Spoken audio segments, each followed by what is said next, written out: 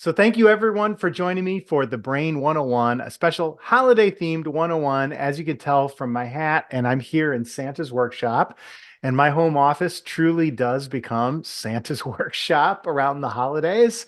So that's not too far from the truth. And the purpose of today's class, again, is to give you an introduction into the brain application. But I'm also going to share with you some special tips and tricks, new features that I don't often cover, a couple of holiday surprises here in the webinar. And as always, the Zoom meeting has a Q&A panel. I've got that open here on another monitor. And at the end of the demo, I'll circle back and answer any additional questions that you may have about the brain. So let's go ahead and get started. First and foremost, you can go to our website, www.thebrain.com, click on download. There's a button here in the corner and right front and center. Click on download and download a free copy of the Brain software. If you're new to the Brain, you'll create a new account, and for 30 days, you'll have all the bells and whistles of the Brain application. So you can really decide what features are most important to you before making a decision on what license type you might want to purchase at the end of that 30 days. At the end of the 30 days, you'll still have access to any Brain database or databases that you've created. And it's just up to you to decide if you want to stay with the free license, more limited capabilities, a pro combo license, so you're syncing to the cloud and accessing your brain from multiple devices or even mobile devices. We'll talk a bit about that today. And all the way up to Team Brain, where you're collaborating with multiple individuals in the same brain database. So all the details on the different options and service plans and so forth are on our website on the store page. If you have any questions about that, you can always contact us, support@thebrain.com. We're happy to answer any questions you have about features and licensing within the Brain application. So let's go ahead and get started. I've already downloaded and installed the Brain, of course. And this is my own personal brain. We're going to actually come back to this in just a little bit. I'm going to spend quite a bit of time in this particular brain today. But you can put anything in the brain. Here I've got a business brain. I never share my own business brain on the Brain 101 webinars for one simple reason, and I've actually already mentioned it. You can put anything into your brain, and I certainly do. Phone numbers, emails, files, documents, web pages, everything that I need in order to do my job is in my business brain. And therefore, I've got a lot of proprietary information in that brain. So I don't always share or ever really share that in a web meeting. So this is a sample brain that I use from time to time, and you can download sample brains from our website, thebrain.com/apps, APPS. You can actually download different sample brains and find a brain on a particular topic that's of interest to you. Use that brain to sort of kick the tires on the technology if you're just getting started, or delete what you don't need and continue adding on and have that brain be sort of the seed or the starting point for the brain database that you're creating for your projects or your interests. So you can see the basics behind the brain is that we have what we call the plex, a series of interconnected thoughts. And over on the right is the content area. And this content area can be file attachments, videos, images, notes, and so on. And of course, anytime I click on a thought, it activates that thought, brings it to the center of the plex. And as you can see, it continuously updates the content area. So I finally click down to a particular client that I'm working with. I've got all of the different projects that I'm working on with this particular client, people that are working on this ad campaign, and notes over on the right, ongoing notes about this particular project. Other brain databases that I have are, this is a recreational brain that I use. I'm sort of a Shakespeare nut, and I keep track of, not only do I have all of Shakespeare's works in this particular brain, but I also have my own notes, character studies, interests, and so forth. I keep a full dictionary, as a matter of fact. So if I go down into resources, anytime I come to a word that I don't quite understand, I'll just go to a random letter and G. And if I see a word that I'm not sure exactly what that is, I'll look it up, document it here in the notes so I can refer back to it in case it's used in more than one play. And as you can see, unlinked mentions are where this word is appearing elsewhere in the brain. So he used Galliard twice, once in Henry V and once in Twelfth Night. And there's the sentences or the lines where Galliard was used. Galliard, of course, the name of a dance. Everyone knows. All right, that's not holiday themed. Let's get out of that brain. We'll come into the brain knowledge base. Again, another brain that is publicly available. You can go to our support page and have access. And sorry, I just had a question come up from Neil. Can you minimize your talking pane and show the brain so we can see better? So that can be done on your end, Neil. I can't control how you have the windows arranged, but go ahead and click, drag those windows around, and you should be able to get rid of me. You're not here to see me. You're here to see the brain. You should be able to take care of that. I actually have me on an entirely different monitor, so I'm not broadcasting my picture on this screen that I'm sharing. So you should be able to minimize it. Great. I think you figured it out. Thank you, Neil. That's good for everyone to know so you can see what I'm demoing here on the screen. So as I mentioned, this brain is available online on our support page, thebrain.com/support. You can click on knowledge base and even use this brain to answer your own questions. Gosh, what is a thought type? What is a thought tag? I can go down into getting started or advanced features of the brain. Ooh, I want to know a little bit more about BrainBox and how BrainBox works. I'll cover that today as well. And you can read through some notes and other related pieces of information. There's videos in this brain. Our full manual is available in this brain. It's a brain about the brain, a really, really helpful resource, and one that we've synced to the cloud and made it publicly accessible so that anyone can access this brain. And again, the link is on our support page. But that's not about the holidays, so let's leave this brain behind. Here is my own recreational brain. Everything that I do or is of any interest to me in the world is accessible, or information is here in this brain. And I do share this brain on my Brain 101 demos. I'm usually going into my section about bikes or woodworking, a couple of hobbies of mine. But here, I'll just click down into my interests. And I'm going to go to a thought that I have for holidays. So I keep track of gift ideas for Mother's Day and activities that I do with my wife and kids. Thanksgiving, again, I've mentioned earlier, I love food. So we've got all kinds of recipes in that area of the brain. But here is the Christmas area. My family celebrates a bit of Hanukkah, a bit of Christmas, and this is all of my Christmas information. Again, we're going to jump back into this brain in just a little bit. I still have my 2022 checklist up here. So you can see last year I checked everything off the list. It's time for me to update this checklist here as we're getting into the big holiday weekend. But I've got my family holiday cards accessible. So I've got Christmas list. Again, there's some things in this brain that I won't open up. These are real addresses, 3 pages of addresses of everyone that gets a holiday card from me or from my family. Holiday activities. We're going to talk a little bit about some of those today. And of course, recipes. So the family visit, we're going to be having a big dinner, and all of my dinner plans are accessible, and I can get to all my different recipes here in this particular area of my brain. Actually, under holiday activities is my Christmas Eve dinner. These are last year's recipes. I'm going to be removing those thoughts and bringing in some new recipes. So let's go ahead and get started. I'm going to create a new brain from scratch. Now that you've seen, and I realized I was talking very, very quickly, I just wanted to show you all the different types of brains that are out there that can be created. Now I'm going to slow things down and create a new brain from scratch, and it's still only going to take maybe 5 to 10 minutes just to get started with the basic structure of a brain that I'll continue to build on over time. So I simply click on File and select to create a brain. And my brain is going to be called my 101 Holiday. brain.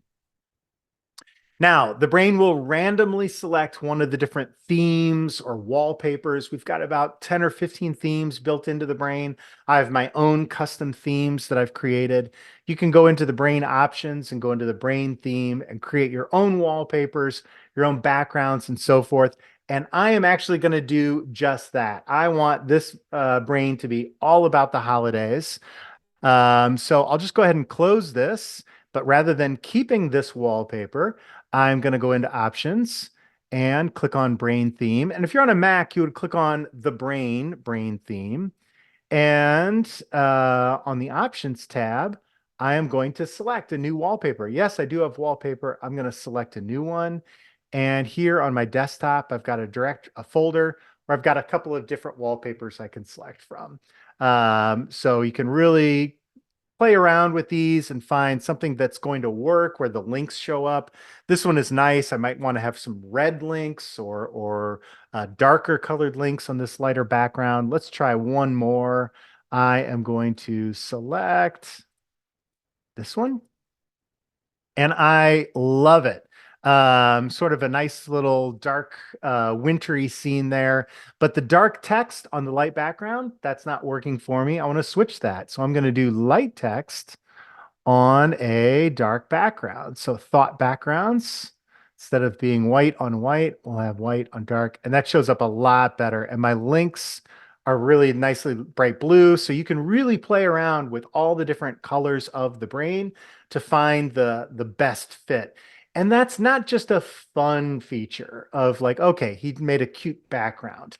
That's not what the brain is all about. But if you're using more than one brain database and you're jumping in and out of different brains from time to time, I'm going to click on this little button and go to my brain list. And you'll notice that I very rarely repeat a wallpaper. I've got a lot of different wallpapers and themes and backgrounds in all the different brains that I create. And that just gives me a nice visual cue. There's no mistaking which brain is Jerry's brain, which brain is my space brain, which brain is the great outdoors brain. So it's very, very clear to me which brain I happen to be in at any time. So it's also a very useful and helpful feature, and also just reflects your personality or the subject matter of the brain. My business brains, I don't have goofy trees with snow and things like that. I've got very, clean, crisp, sort of modern designs in my wallpapers for all of my business brains. Now let's go ahead and start creating some new thoughts. I'm going to have a thought for my personal activities. And as you can see, I just simply click and drag off the gate to create a new thought and my business. And under personal, I'll have thoughts for, now I'm really going to speed things up, family, friends, woodworking, and food. And notice I separated those with a semicolon. That creates 4 individual thoughts for me at one time. It's a huge time saver. It's a really great feature within the brain. I use it constantly. If I were clicking and just starting with the brain for the first time and I need to create thoughts for all of my friends, I don't need to look that up in a document. I can just start typing names. And rather than click, drag, create over and over, I can just start typing.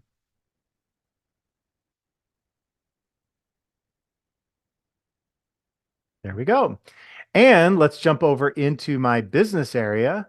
I'm going to be keeping track of my clients and my finances, projects, and my business team. And one of the new projects that I'm working on, it's going to be a little bit more of a recreational project. It's the holiday get together. So holiday party. Obviously, other projects are going to be researching, expanding my business, advertising on Twitter, and things of that nature. But for now, we're keeping it holiday focused. So I've got my holiday party planning that I'm doing. And helping me with my holiday party planning is going to be my friend and work colleague, Brigitte. So I'm going to click and drag a link. I might need to look up Brigitte's phone number, give her a call. Did you get the food ordered for Friday night? Is our character Santa showing up on time and so forth? So I'm going to link to Brigitte and notice that I just type in the letter B. You've probably already seen this happening, but the brain shows me every word or every thought that exists within the brain that has a word that starts with the letter B. So there's business, Brendan, there's Brigitte. I can double click and link to that existing Brigitte thought. And that is a really key feature within the brain because as your brain grows and evolves over time, sometimes you're linking to already existing thoughts. You don't want to recreate the wheel. You just want to link to that one thought you have. And of course, on Brigitte's notes, I've got her phone number.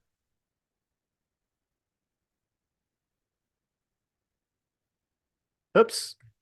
And her email address and so forth, her Twitter feed, LinkedIn page. And notice that the brain highlights or actually hyperlinks phone numbers, emails. If I do Brigitte@work.com, that'll be hyperlinked as well. So I can just click and send Brigitte an email. Or if I've got Skype hooked up, I can click and give Brigitte a call. I really love that feature on my mobile device because for every person I know, I've got their phone numbers, emails, and so forth. I can just go to a person in my brain. Let's say I'm traveling on the weekend and I need to call a client. I can look that client up in my brain, open up the note, tap on that phone number, and it immediately starts dialing on my phone. So I use my brain as a online Rolodex. It is my CRM system because I keep track of people, what they're associated with, linked to, and all of their contact information easily accessible within the brain. Let's start bringing in some documents as well. So for my holiday party, first off, I have some existing documents.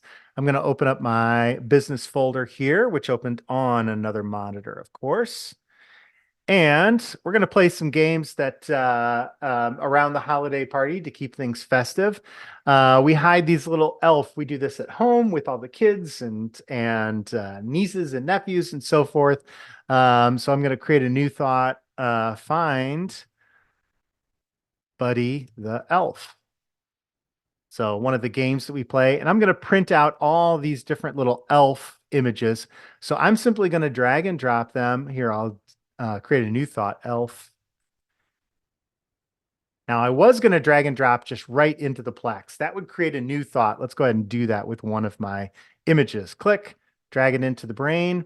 Notice that image, 3905, blah, blah, blah. It's no longer there. I've moved that internally into my brain. So drag and drop, I'm moving that file into the brain.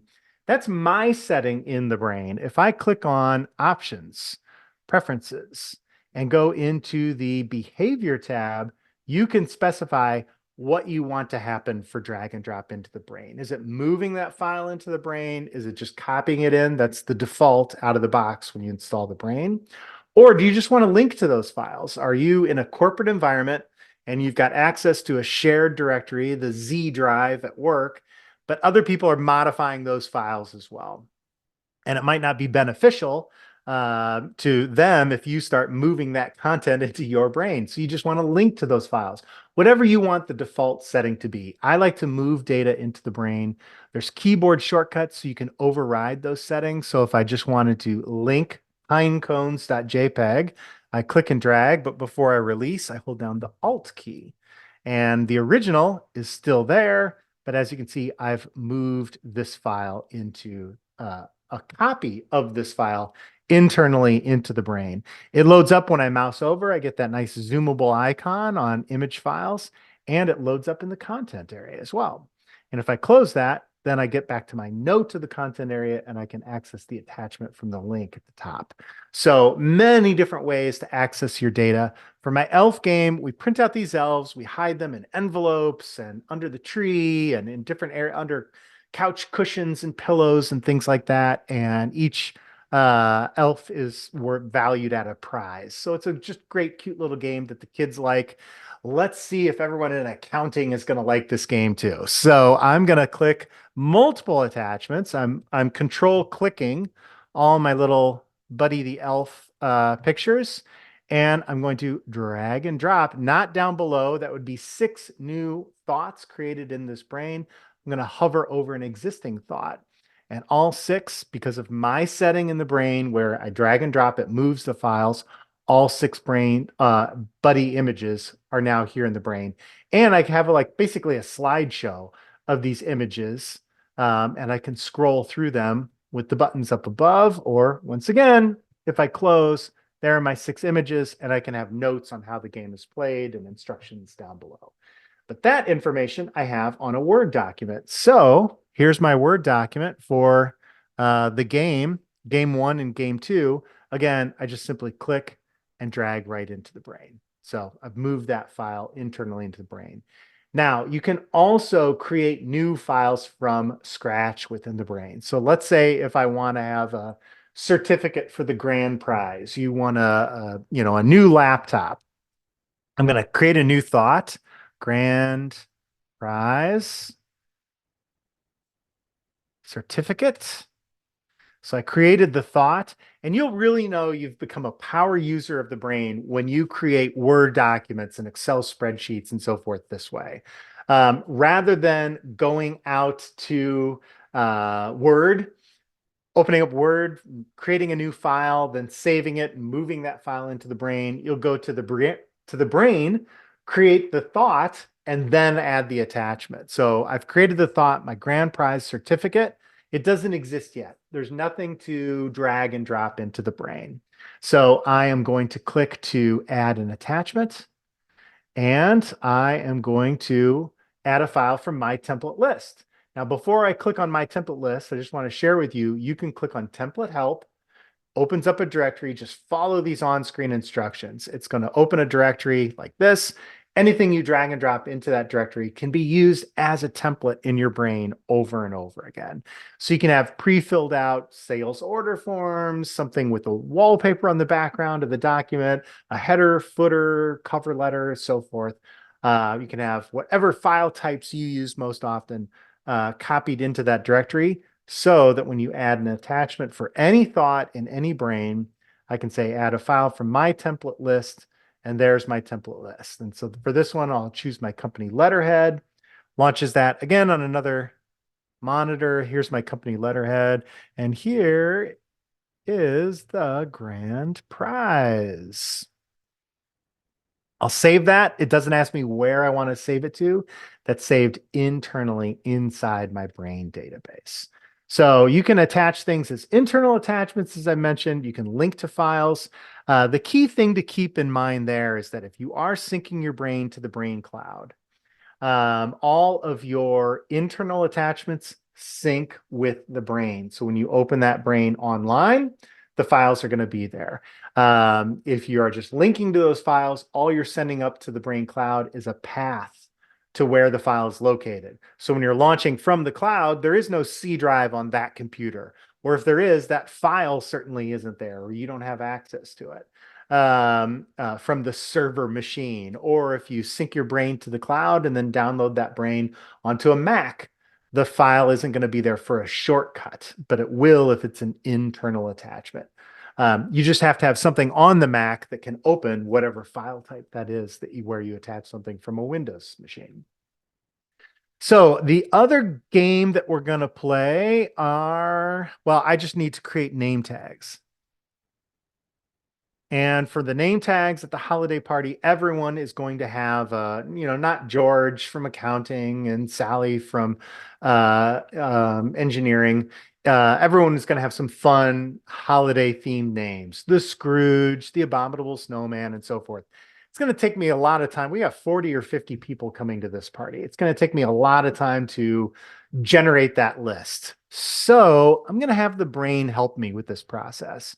I'm going to sync my brain to the brain cloud. So let's upload this to app.thebrain.com. And I'm going to launch my browser. And thank you. I see Michael has a question. We will certainly cover that. Wondering how to search. We'll certainly cover that. Again, any questions you have about more advanced features or something you really want to see today, write those into the Zoom question panel and I'll circle back. Thank you, Michael, for participating, and Dr. Neal earlier. Thank you.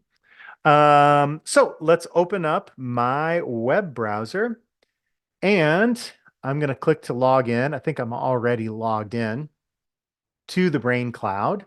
The direct URL is app.thebrain.com. I do need to log in. And once you are logged in, you'll have access to all of your online brains, any brains that you've synced to the cloud. One of the great new features, it exists in the Brain 14 and it's here on the cloud, is you can add your favorites. The brains that you go in and out of most frequently can be accessible right at the top of the list. And then down below, towards the top of the list, there it is, my 101 holiday brain. So I'm in my web browser now. This is not the desktop application. Now I've gone out to Google Chrome and I am launching my holiday brain. And once again, I can still create new thoughts. I can add notes and file attachments to this particular brain.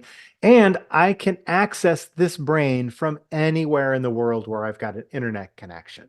It's really just one of the fantastic features of the brain is the global access that you have to your data. So if I need to look up Brigitte's phone number, I can come down, and whether I'm thinking about Brigitte, my friend, or Brigitte, my business partner, whatever branch I follow, so personal, and I go down into friends. Oop, I missed it. I click on that. And I go down to my friends and click on Brigitte's thought, and it loads up her note. And if I want to add new notes, I can just click on the pencil and add some new notes there as well. But I am working on this holiday party. And oh, I didn't sync before I left. Sync will happen in the background on a desktop application oh no, I put it under Buddy the Elf. That's why I didn't see it there. But I could have just searched for name tags and found it that way as well. Sync will happen in the background every 3 to 5 minutes, the auto sync. So if I add something new here in the cloud, it'll show up within 3 to 5 minutes on the desktop. On the desktop, it shows up on the cloud and other devices where you're syncing that brain. But here's my name tags, and that should actually be linked to Holiday Party. And I'm just going to unlink it. And again, I can do all of this from the cloud as well. I can unlink from, well, we'll just do that later, from Buddy the Elf. So on the name tags thought, I want to create all the different name tags that I'm going to have for my party. It's going to be a lot. So let's do this. I am going to click to create some new content, but instead I'm going to click on the AI. And I want to specifically have a list of holiday, I'll say famous holiday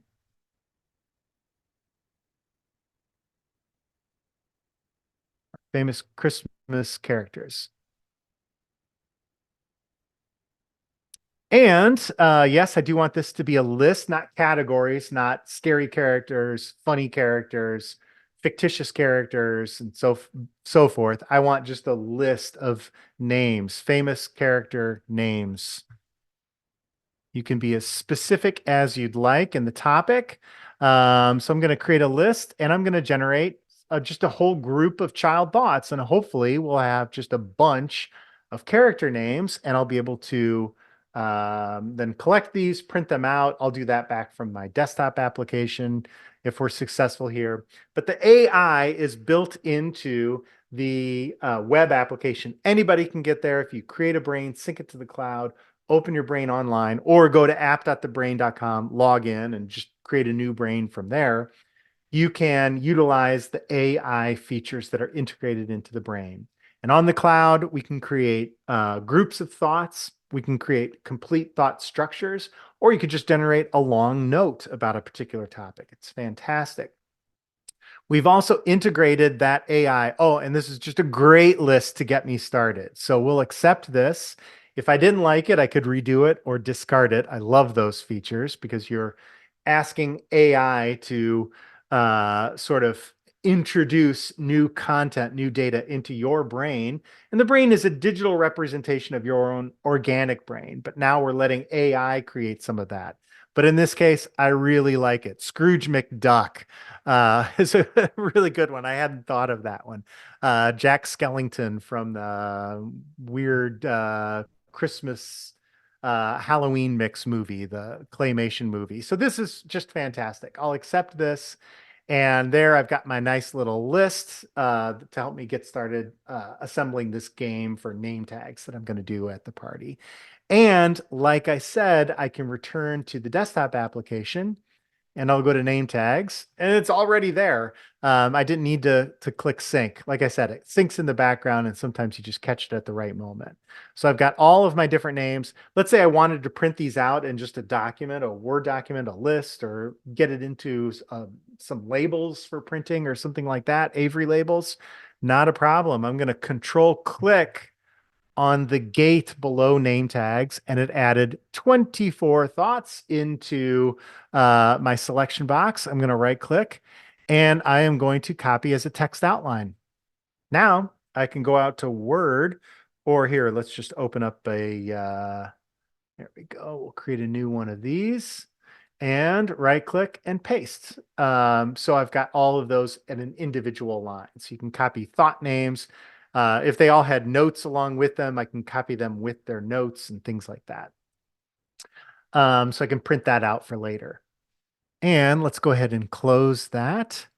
And the final component is I'm planning some meals as well for my holiday party. So food, and I'll keep down below everyone's dishes, the main course, the appetizers, and so forth.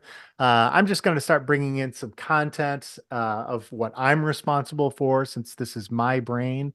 And I actually have some web pages already open. So I'll move my brain over here and bring my web pages back.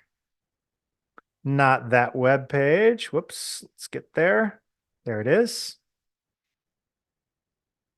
And as you can see, I've got some web pages open already.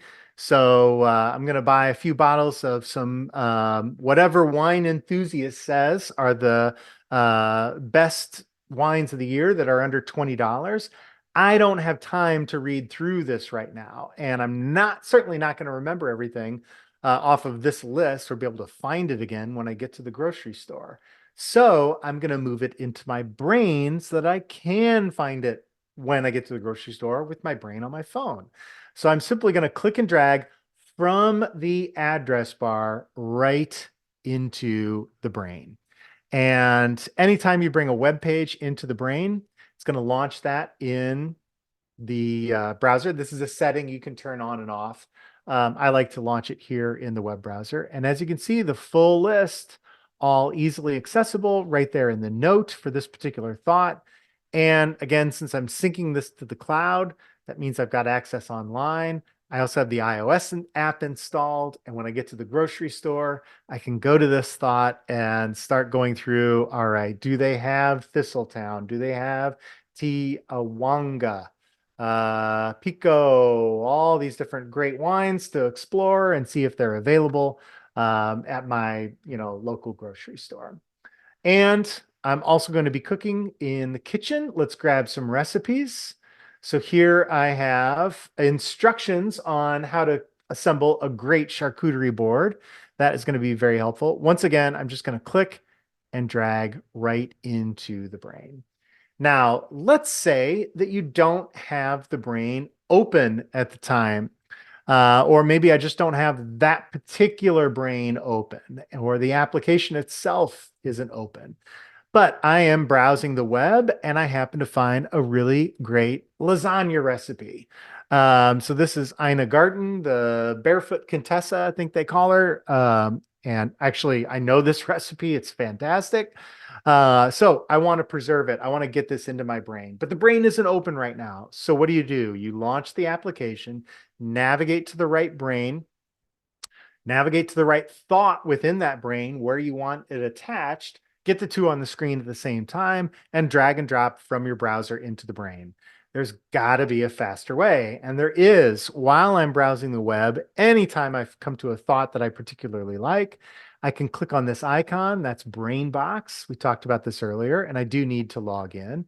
So I will log in and add that particular thought into my brain box. So there it's letting me know it's been added. That way, as I browse the web, I can add new pages. And now that I'm logged in, I'll stay logged in as long as I stay in this browser. And I can continuously send things into the brain box. What is the brain box? It's sort of a catch-all for all those on-the-go web pages that you happen to find. And here's a spoiler alert. All of my holiday shopping happens online. I am an online nerd, if you want to call me that. Amazon.com. Thank you. I do all my shopping there. And as I'm browsing Amazon, I'll click a share on my phone. You click the share icon and you can send it to Brainbox. So when you do return to the brain, I'm sitting down at the office on Monday morning. I did a lot of sort of browsing around through the web while I was busy over the weekend. And I happened to be in my holiday brain. Oh, there was a lasagna recipe that I wanted. I sent that into Brainbox. So I click on Brainbox, and right there at the top of the list, Barefoot Contessa's lasagna food recipe. I could preview it, so I'll launch it to make sure that's the right lasagna recipe. I know it is. So I'm just going to click the plus icon and add that thought into a specific area in my brain. So it's really a great way just to capture data on the go. Like I said, all of my online shopping that I've purchased for my family. I keep track of it in my brain when I buy something or see something I like, and I'll buy it later. Um, I'll send it into my brain through BrainBox.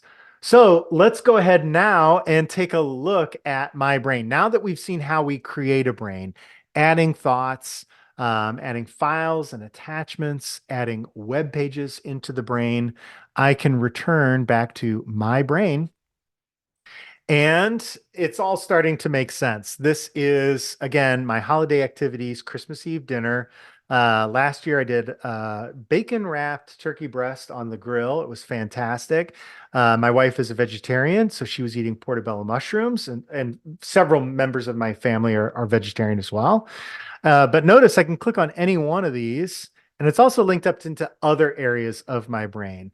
Anything time I'm cooking something on the grill, I've got a Weber grill, so I link it all to my Weber grill. I've got also recipes for deep frying that's linked up to outdoors. Butterball turkey, that's an oven recipe. Those fall under all of my different Thanksgiving recipes. Wine, cheese plates, and so forth. So I've got a whole recipe network going on in my brain. And I can get to these at any time. Now, I am going to be spending, especially over the weekend, a lot of time in this area of my brain. So the first thing I'm going to do is click on this little pin icon and pin my Christmas thought. So this is a very large brain. I've got probably, well, let's find out. If I run a report on this brain, my real brain, um, I've got 7,183 thoughts in this brain. It's a very, very large. I know my way around it because I created it thought by thought. But it's nice to have these pins, and pins are just shortcuts to thoughts that you frequent. If I'm considered a food nerd, I'm also sort of a soccer nerd. So I've got some English football tables that I keep track of. More food stuff, the supper club with my son August, and what we're grilling every weekend. We pick something new, or we make dill pickles, or something like that. So I keep track of all of that information in my brain, and nothing is more important this weekend than keeping track of everything going on for the holidays. So I've got this thought pinned, easy access to it in the future. And as I mentioned, my activities, Christmas Eve dinner, I'm going to unlink. I right click. I don't delete data out of my brain. Even if a recipe doesn't work, I want to preserve that and know, don't use this recipe. So I would write that in the notes. In this case, I can just unlink because I know that those two thoughts are linked into other areas of my brain. So I right click on the link and unlink. If I were to unlink something that wasn't connected to anything else, that would be called an orphan thought. It's just sort of floating out there, not linked into the grand structure of your brain. You can run a report on orphan thoughts to find them, reconnect them, or delete them if it's content that you think you're not going to need in the future, or you meant to delete it, but accidentally turned it into an orphan thought. How do you delete thoughts? Well, let's say I have something called a Scrooge steak. I don't think there's any such thing. And I spelled Scrooge wrong. Um, I want to delete this thought. Deleting a thought in the brain is a two-part process. First, you right click and you select to forget. It no longer appears in the Plex. It's still there. It's simply forgotten.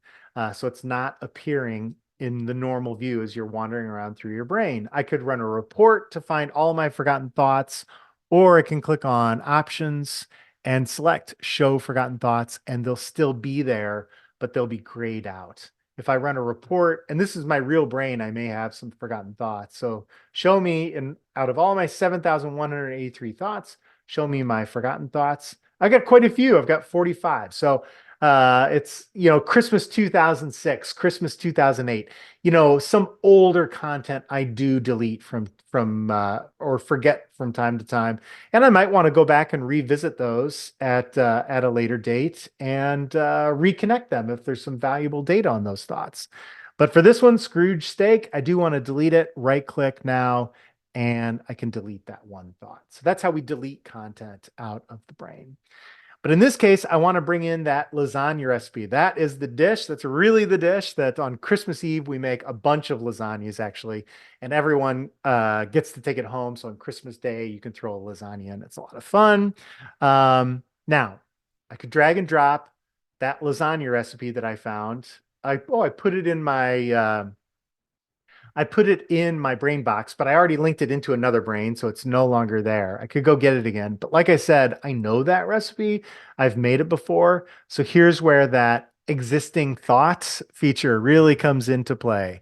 If I just start typing the word LAS, I've got all kinds of words that start with LAS, and they're right at the top, lasagna. I'm going to link to that existing lasagna. It falls under favorite recipes, of course. And now it falls under Christmas Eve dinner. So I've linked in that thought. And I really want to highlight this in the notes section. Now I can click the web page. So launch the web page. There's Ina. Here's the full recipe step by step. But I've got my notes over here, and this is basically becoming a shopping list for me. So I've got my notes, and I've already gone through, as you can see. I actually had this linked up to Christmas Eve dinner earlier, but I unlinked it so I could show you that process in today's webinar. But I've already gone through my pantry and the refrigerator and found out what I already have and what I still need. So at some point tonight or tomorrow night, I'll be going to the grocery store and I'll be buying 1.5 pounds of sweet Italian turkey sausage, 1 can of tomato paste, etc. And when I purchase those items, I just simply check them off the list. I love checklists within the brain. If you were paying close attention, you may have noticed earlier that I've got my to-do list. And your to-do list are all of the things that you've recently added or just have in your brain that are unchecked to-do list items. I also organize a polar plunge with folks in my neighborhood, and we go jump in a lake on New Year's Day. So I need to send the reminders, and then afterwards there's a chili cook-off. We're setting up a prize for this year's winner. A lot of friends, a lot of family members come to that. So these are all the items on my list that I have not done. We don't need to go through and review my checklist, but now I've got more here with this lasagna recipe. And as I mentioned earlier, I have my brain on my phone. So if you want to look back on, I could pull this up on a little broadcaster on the screen, but here really quickly, I'll just go to do a search, LAS, and there is lasagna. And I click on the notes. So while I'm standing at the grocery store, I can pull my brain up and get directly to this list. All the owned items that I need to purchase to make a whole bunch of lasagna. So that's a feature again that I really love. I love my checklist, but I love also that you're syncing your brain to the cloud so that you have access from mobile devices as well as other computers as well. And then last but not least, I want to share some thought types and thought tags with you. I'm going to go back up to my Christmas area. And I have got all of my gifts that I'm keeping track of. Now, full disclosure, once again, I did this last year and this says 2002 ideas, as you can see, and all of my 2002 gifts that were purchased for friends and family members and so forth. My kids got smart and found a recording of the Brain 101 Holiday Edition last year, right before Christmas. So they knew in seeing this what they were going to find. It's very clever of them, and I actually applaud them for doing that. But so I am keeping track of my Christmas shopping list in a different brain this year. This is not my real Christmas shopping brain, but it was my real shopping brain last year. And as you can see, I've got different. I was not able to acquire the artistry of Jacques Pepin artwork prints or a new bike helmet. I ended up going with something else. But these are all, as you can see, when I mouse over, it says purchased, purchased. If I want to look at my binoculars, there they are. They were a gift for Spencer. There's the binoculars themselves, and they're on sale this year. So the web page is linked in. It's linked under who the gift is for and whether or not I've purchased it or not. So if something is not yet purchased, I'll click on the thought, and that product is no longer available from Target. And I'll change this from something that was purchased to not yet purchased. And that changes the thought type. So when I look at all of my gifts that need to be purchased, once I've made my list, again, I make them as an individual thought so I can link it to the person or details about it, whatever. Some of them have child thoughts down below and so forth. But I can clearly see what's been purchased, what hasn't been purchased, and I know just by looking at the list what needs to get done. If this were my real shopping list for this year, I know that I've got just a few days left to get out there and find a baby Yoda for a young nephew of mine, a new bike helmet, and this book, The Artistry of Jacques Pepin's Cooking. So, and those are all done with thought types. Thought tags, you may notice every now and then I've got little hearts on things, 5 stars, 4 stars, how much I actually like that product or like that event or museum or whatever in this particular brain. Chef knife, you can see that is an expensive item. It's and I needed that urgently at the time last year. I was just down to a couple of days left and I had to go find that item. So thought tags can help you identify and you can find all of your urgent action items that you're looking for. Or all of your medium priority, or if you've got a lot of extra time, you can look at all of your back burner items, things that, don't need to be immediately addressed, but things that you want to take care of at some point in the future. Those are thought tags, and the thought types are just, again, categories of that thoughts fall into. Typically in our business environment, I'll set up thought types for, this is a client. This is a customer. They're always going to be a customer. They're always going to be a client, or they're always going to be a plumber or an electrician. But the attributes are this person is a bit expensive, or this person is great to work with, or speak Spanish, or whatever attribute you want. Those could be applied as thought tags. Thought types and tags are a little bit more of an advanced feature in the brain, but just really quickly, if I've got a new thought tag that I want to create, and for the holiday season, maybe I want to call this great idea. So maybe I've created a lot of different games that my company can play at my company party, and I want to identify them. So great idea. And I'll even update the little icon that you see there. So I click to open up the thought properties, and make this stock icon for a great idea. I'll do a search for a star. There we go. So anything in my brain that's a great idea, I can tag that with great idea. And when I return to my shopping list or something like holiday activities, and notice here, I was talking earlier about my list for Christmas characters. I do really keep that in my brain, so I can just print this list out every year. And actually, they become name tags. And when for the holiday party, everyone has, they don't go by George and Greg and Betty and Sue. It's Krampus and Cousin Eddie and the Ghost of Christmas Past and so forth. And Christmas Eve dinner, we'll say we're going to have the gift exchange, or we're going to do the Oreo challenge. And I think the Oreo challenge is a great idea. So I'm going to alt click to open up the thought properties and tag that with great idea. So I may have a bunch of different games listed out, but there's ones that I like in particular. What is the Oreo? I'll call it the Oreo face challenge. And if you're not familiar, let's search the web for Oreo face challenge. I click on F4 and I'm searching Oreo face challenge in my favorite browser, Bing. I'll go ahead and click on search. And there it is. The kids all put an Oreo in the forehead. They try to eat it without using their hands. Hilarious, a lot of fun. And when I find something that I particularly like, there's a little instructions on exactly how you do it. 60 seconds. How many can you eat? That's how you play. There's all the rules. Perfect. I'm just going to drag and drop that right into my brain. So I'll never lose track of the Oreo face challenge that we'll be playing at my Christmas Eve dinner party this holiday season.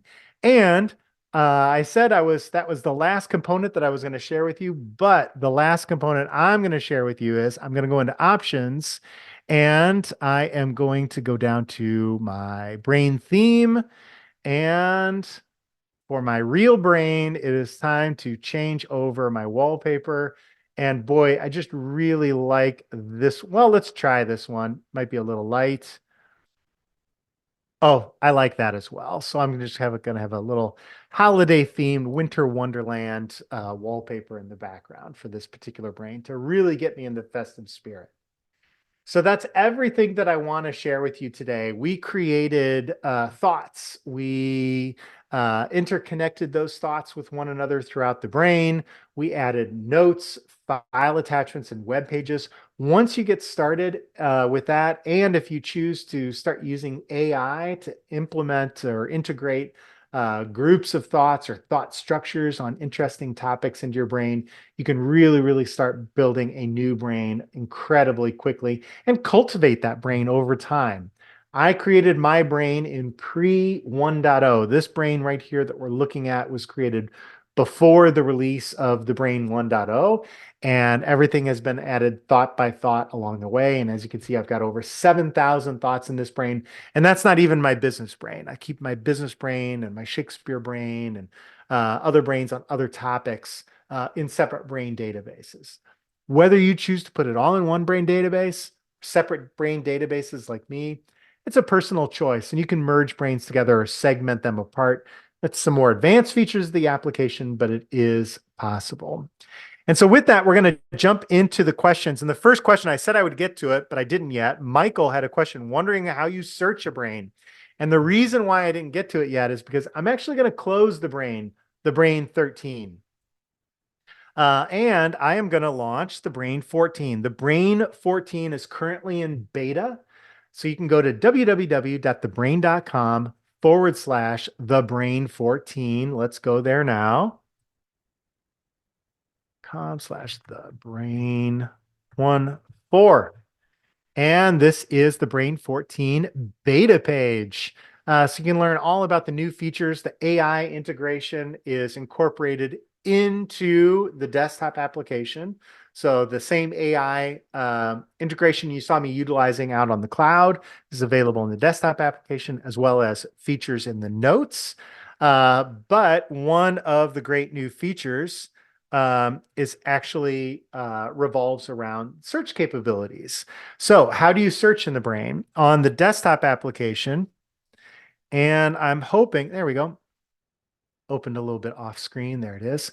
So let's say I want to search for lasagna.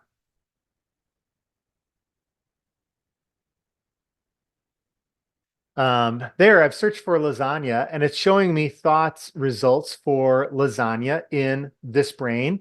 And this is the same on the brain 13 as well. So first you'll see thoughts that match lasagna in this brain.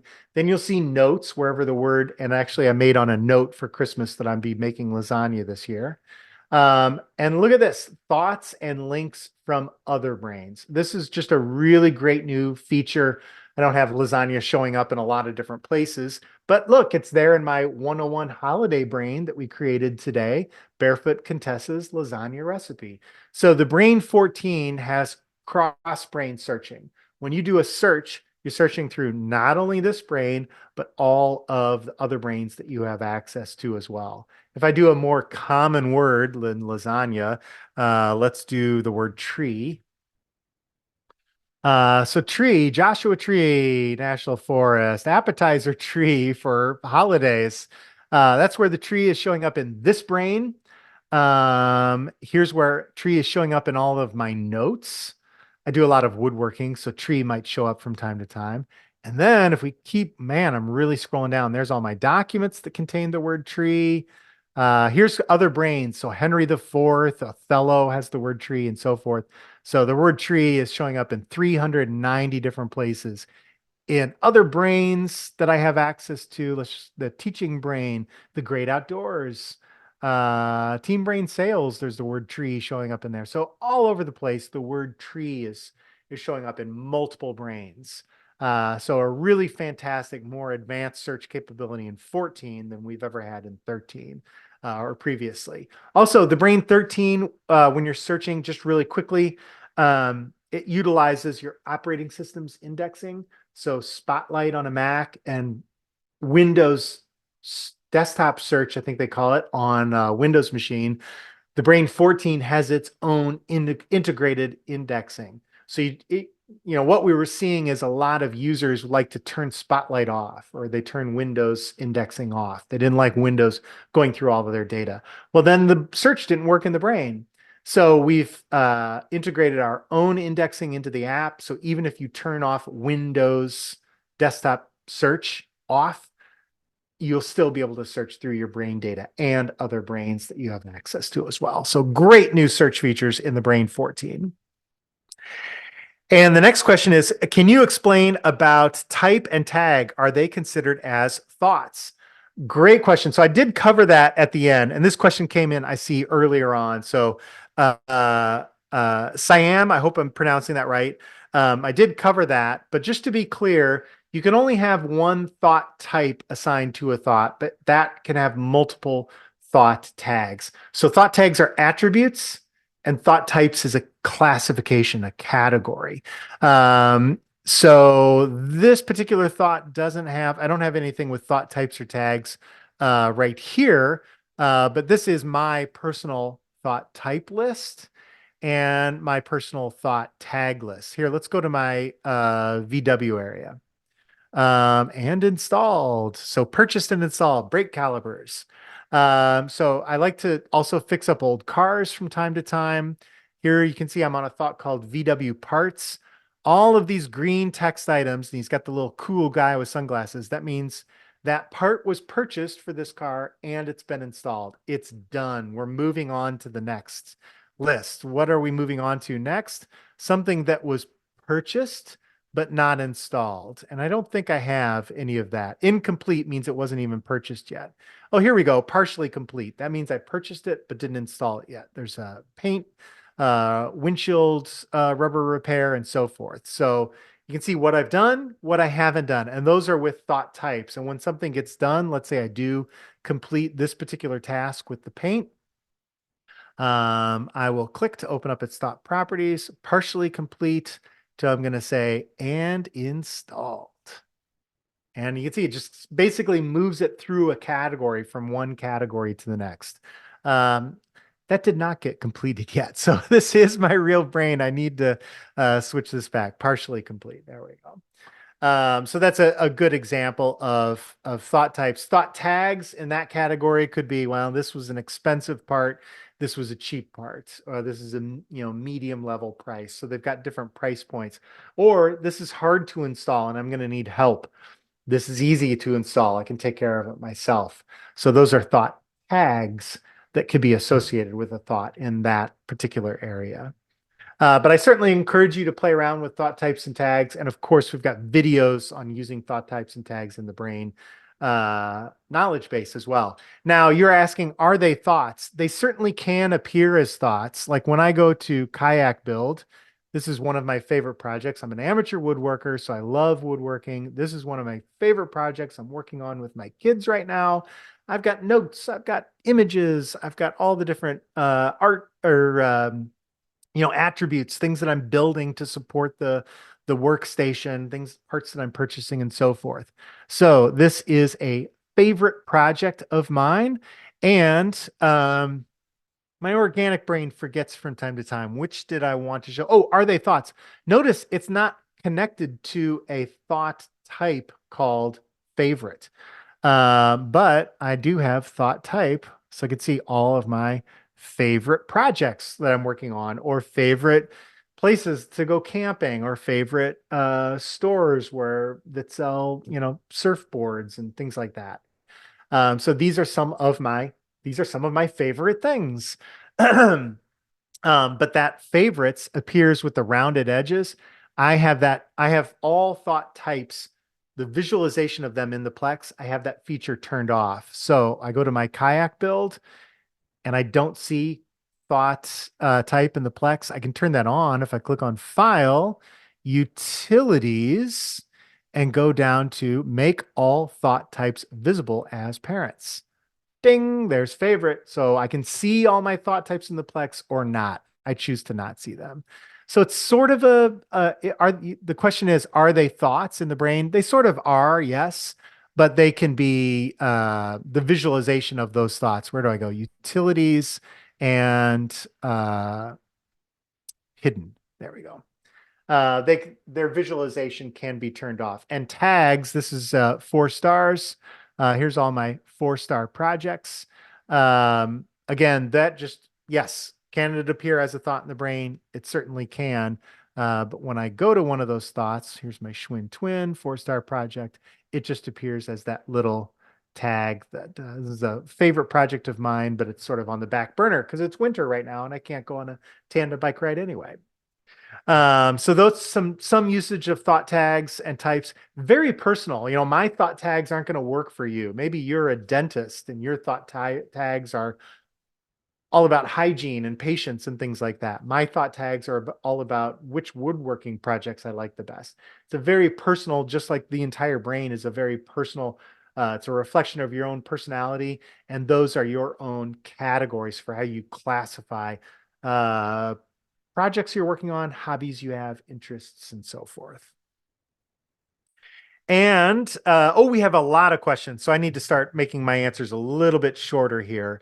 Dr. Neal said, I want to use the brain within my company for certain functions. Is there specified training on using the brain? So Dr. Neal, thank you for writing in. And yes, first and foremost, in a company, in a collaborative environment, you're probably referring to Team Brain. Team Brain is where multiple individuals can go into the same brain database. If I was sharing this brain, this is a personal brain of mine, but if I was sharing it with my entire family, I could say, all right, let's give them editor access to my brain. I go into options, or no, excuse me, I go into online, brain access and sharing, and I type their email address in and make them an editor within this brain database. You can see I'm the only person that has access to this brain. So Team Brain allows multiple people to interact with the brain. And yes, we do provide one-on-one training for Team Brain. Send a note into support@thebrain.com, letting us know that you're interested in Team Brain, how many team members you might have. We can give you a 30-day free trial of Team Brain and set up your group. And again, we'll have a one-on-one like this for 1 hour where it's just Dr. Neil, you, your team, and one of our support reps or myself, and we'll talk specifically about features of Team Brain. Absolutely.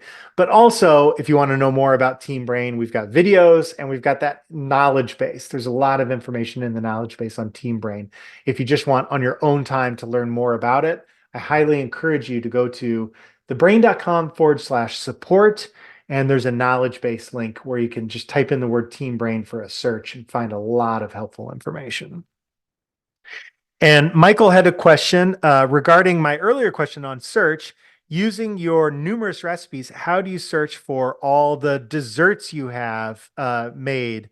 Um, and so that you can remake it, I'm assuming you have to use a tag for that and then search by tag. That is exactly right. Now, do I have a tag for dessert? No, I don't.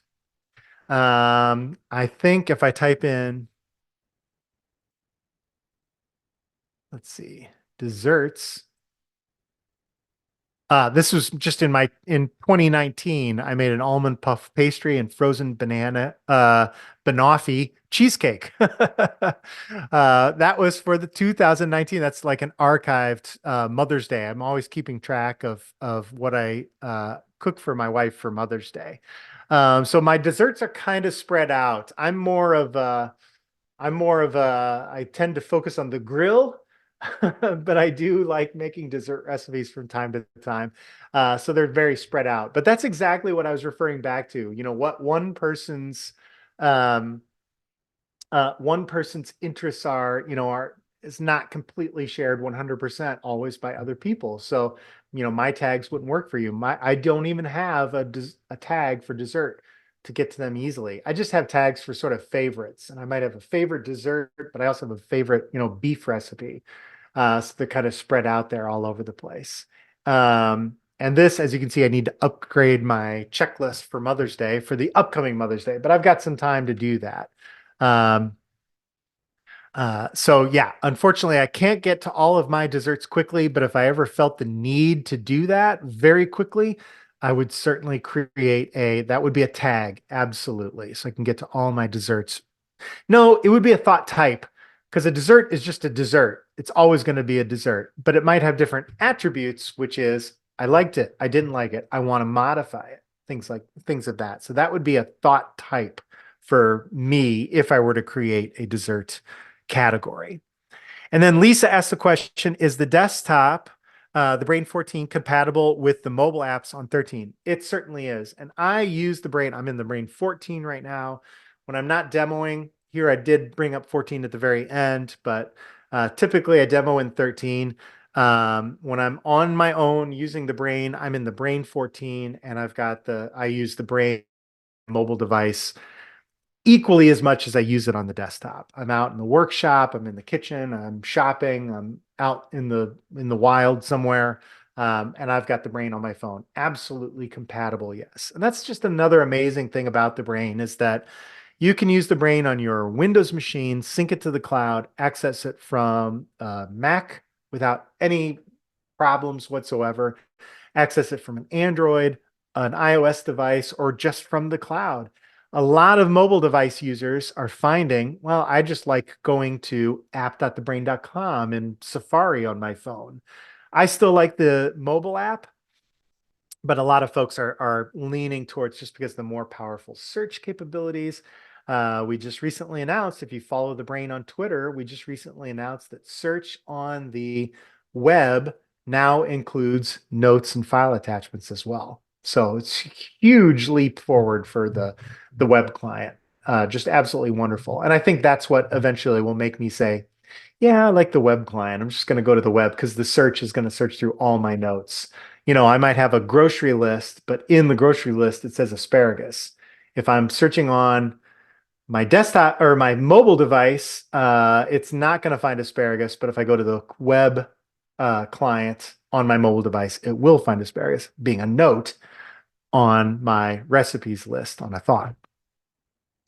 And Eric asked, why is it so difficult to unassign a thought from one place and attach it elsewhere? Eric, that should be super, super simple. So let's review the different options. There's a few different ways to do that.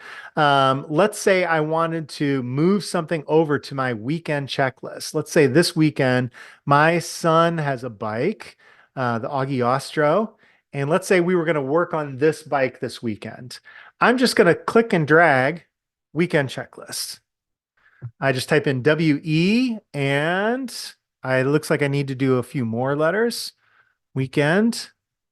There it is, weekend checklist. Double click and I have linked that thought. And I can even go back and unlink it. Right click and unlink it. So I've moved that thought really quickly from one branch of my brain under all the bikes that I keep track of over to weekend checklist. I'll share another feature with you. Augie Ostro is the bike. And I want to, in one fell swoop, remove this from weekend checklist.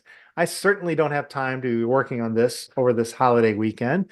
I want to move it over to my Lore Bloom Bikes category. So I'm going to click and drag and I type in Lore Bloom.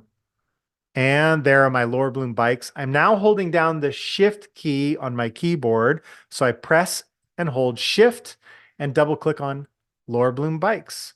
And it happened really quickly, so maybe you didn't notice. It unlinked itself from weekend checklist, and now Augie Ostro is only linked to Laura Bloom bikes. So that's the holding down the shift, and that's called technically the exclusive parent feature. When you link something up as a parent to another thought, if you're holding down the shift, that's going to be the only parent thought that's there. So keep in mind that might remove a thought type because it no longer has that thought type as a parent. So it's going to remove the thought type. So you might want to try using that, might not, might want to play around with it, but it should hopefully, Eric, those gives you a few ideas of linking thoughts to other parents. Another thing also, if I'm going to just be reviewing all different kind of projects that I'm going to be doing, and I want to link them all to my weekend checklist and then unlink them once those tasks are done, I'm really quickly going to make this a tag. So, oh, it already was a tag. It just removed it. I click tag again, weekend checklist. Now I can go and navigate. All right, I need to perfect these Mother's Day recipes. Click and drag up to weekend checklist. I'm going to review the desserts I made for Mother's Day back in 2019. Click and drag up to, whoops, click and drag. I went a little past it there. Weekend checklist. So you can drag to an existing thought, or I can click and drag down to the past thought list, weekend checklist, to connect those two thoughts. Now, also, when I'm done with today's webinar, I've got to go in and clean out my weekend checklist. I'm going to click this little icon here over on the right and review all the changes that I made while I was on today's webinar. So I can go back and clean up those changes really quick. I won't undelete them or unlink them rather now. I'll do that later. So Eric, hopefully that gives you a few ideas on linking thoughts to other parents. Oh, we've got a lot. We've got 4 more questions. Timothy asked, anything for Linux users? The key thing for Linux right now, Timothy, is the web client. If you go to app.thebrain.com, you can create a brain. You can create notes. You can add file attachments. You can add links to web pages. You can do everything you can do in the search now because we just recently upgraded the search on the web client. So when you do a search through the web client on a Linux machine, you're searching through thought names, notes, file attachments, all of the everything that gets indexed on the desktop client for a Windows or a Mac user. Unfortunately, our Linux base is not large enough for us to dedicate the time necessary to create a unique Linux build and troubleshoot it and make sure it's stable and solid. We've got a web client. We've got the Windows installer, the Mac installer, the iOS, the Android, and keeping those 5 different interfaces. And, there's even subcategories of those. So Laptops behave a little bit differently sometimes than desktops, and Safari behaves a little bit different than Chrome on the web browser. So there's even subcategories within there. So with all the different platforms that the brain does run on, introducing all the different variations of Linux is not feasible for us at this time. So therefore, I encourage you, check out app.thebrain.com. I think you'll be very happy with it. And many Unix and Linux users have come back to the brain because of the advancements that we've made on the web client. And Siam asked the question, got an idea now. Thank you. Can I add multiple types and tags at once?